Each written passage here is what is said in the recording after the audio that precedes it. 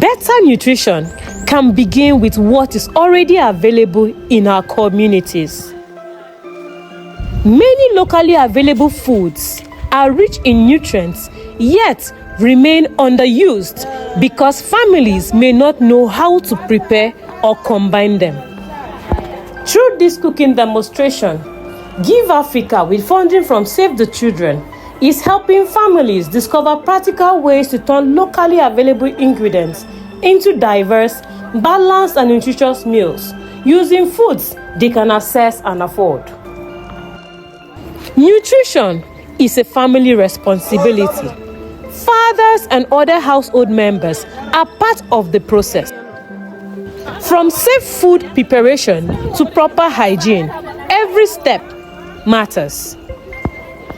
Because when families know what they have, how to use it, and how to prepare it safely, local food can become a powerful tool for healthier children and stronger families. GHIV Africa is turning local knowledge into healthier futures.